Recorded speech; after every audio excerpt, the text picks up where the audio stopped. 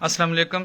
یہ پچھلے دنوں میں نے پڑھا تھا کہ ہمارے نصاب کی مطالعہ پاکستان کی جو 9th کی کتاب ہے اس میں سے آخری نبی صلی اللہ علیہ وسلم کا ذکر جو ہے نا وہ لفظ نکالا گیا ہے، تو میں نے اس پر تحقیق کرنے کا فیصلہ کیا اور یہ دونوں کتابیں میرے پاس موجود ہیں، دونوں ایڈیشن ہے، ایک نیا ہے ایک پرانا ہے۔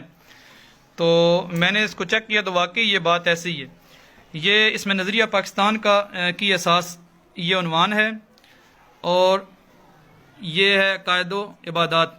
اس میں آپ دیکھ لیں یہ آپ کو نظر آ رہا ہے، یہ پرانی کتاب ہے، ٹھیک ہے نا۔ حضرت محمد صلی اللہ علیہ وسلم کو اللہ تعالیٰ کا آخری رسول ماننا عقیدہ رسالت کا لازمی جزء ہے۔ یہ پرانا ایڈیشن ہے 9th کا، یہ پچھلے سال والی کتاب ہے مطالعہ پاکستان کی۔ یہ ٹھہریں جی، کدھر شروع ہوتی ہے؟ یہ مطالعہ پاکستان جماعت نام۔ اب میں آپ کو اس کا نیا ایڈیشن دکھاتا ہوں، یہ اس سال والی ہے، یہ مطالعہ پاکستان کلاس نام۔ یہ آپ دیکھیں، قرآن اور اسوہ رسول صلی اللہ علیہ وسلم کو سرچشمہ ہدایت ماننا عقیدہ رسالت کا لازمی جزو ہے۔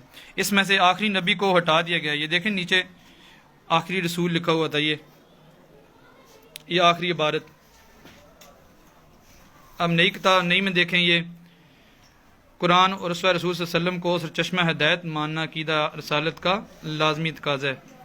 تو اسے ہمیں پتہ چلتا ہے کہ غیروں کی جو ہے نا وہ سازش جو ہے نا وہ اسلام کے لیے کتنی جو ہے نا وہ ڈھکی چھپی ہے، جو عام بندے کو پتہ نہیں ہوتی، لیکن جو ہے نا وہ یہ جو ختم نبوت پر ایمان رکھنے والے ہیں ان سے یہ بات چھپ نہیں سکتی۔ انشاءاللہ جب تک ہم موجود ہیں یہ سازش جو ہے نا وہ ہونے نہیں دیں گے، کہیں انشاءاللہ۔